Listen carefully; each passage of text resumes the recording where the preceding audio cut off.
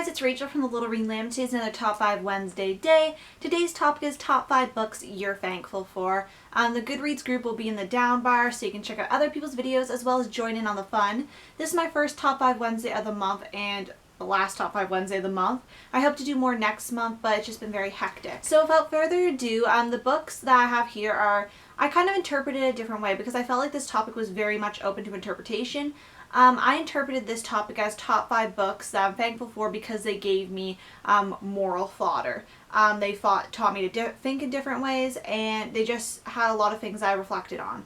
So that is why I picked these 5 books. They're some of my favorites, but they're not all my favorites. It's just those books that I guess made me think of something. Even though I do love the stories and all, there's a lot of books I absolutely love. So that's kind of how I took about finding books for this topic, because I didn't know how I would classify the rest. Like, I didn't know if I was supposed to do my favorites or that, so that's my kind of interpretation of it. I'm not sure if that's correct, but, you know, whatever. So number 5 is Jurassic Park by Michael Crichton. Absolutely love this book. This book made me think a lot about stuff. I was reading, I think I read this last year, and last year I took a moral issues class and we were talking about cloning and stuff, and this book like deals with a lot of genetic play with dinosaurs, obviously, and stuff like that. So it had very much interesting moral stuff to think about, and just a lot of the things that happen. The story's great. The movie that is based off this book is great. Like, I just really love this world building, and I'm really thankful for this book because this book not only is a great story, but it just is like, it's amazing. Like, the fact that this book, like, even though there's not, like, there's scientific stuff in there and people disprove stuff and, like, all that stuff, just the thought that the author thought of this idea and wrote it down, all that, just, I find very not astonishing, but, like, I found really cool. And, like, his theory, though, like, yeah, the science doesn't really hold up, but it is at the same time kind of believable. And there's something about that I really just enjoy, and I'm really thankful for the experience of reading this book and that it was turned into a movie. So yeah, that's why I picked this as number 5. Number 4, I picked Forgive Me, Leonard Peacock by Matthew Quick. Now this book I have a few quotes from, and I just like this book because this book does deal with a person that's troubled, and he's not necessarily, like, he's spiraling down, and this book just had very inspirational quotes and uplifting quotes, and it kind of had an open ending. I'm pretty sure, if I can remember correctly, it did have an open ending, which I really did enjoy in this sense, and I just found it very interesting. And all the storytelling coming together, and I have bookmarked the little quotes I love in this book. Most of them are from the teacher telling him certain things, like the tattoos and stuff and all this stuff. It definitely made me think about things differently, especially in the attitudes and ways people act, like what maybe certain people may feel, or like how stuff is perceived, stuff like that. So it definitely made me think. Number 3, I have How Proust Can Change Your Life by Alain de Botton. I've talked about this book before. It was required reading for my French culture studies class.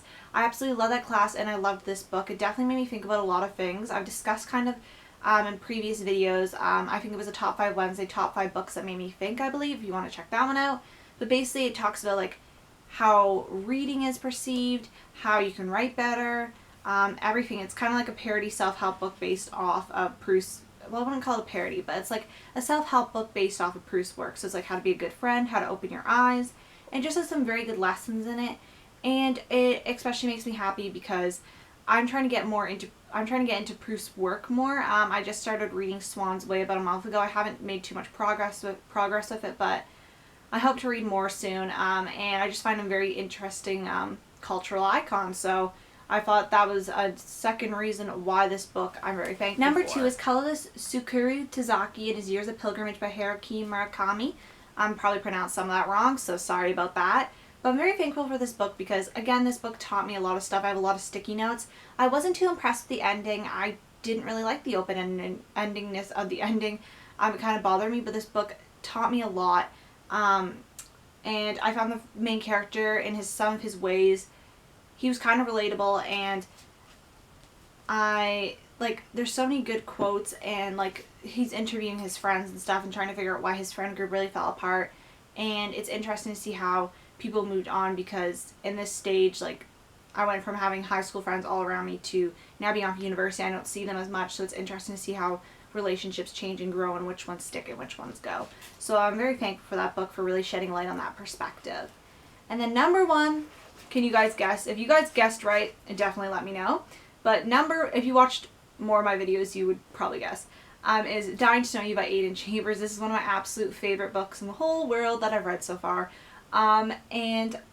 This book taught me so much. It has so much philosophical fodder, moral fodder, everything. It's just a really great story. It deals a lot with the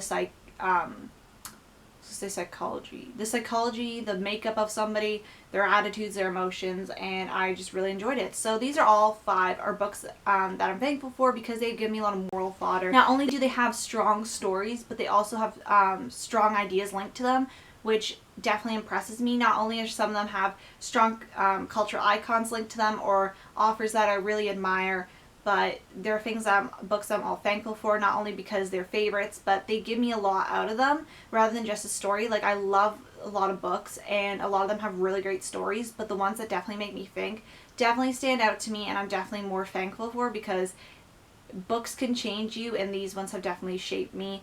And I've read most of these in the past 3 years.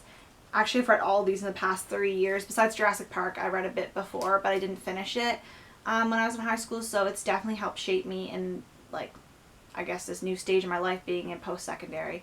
So, even though it's not really new because I'm my 3rd year in, but you know what I mean.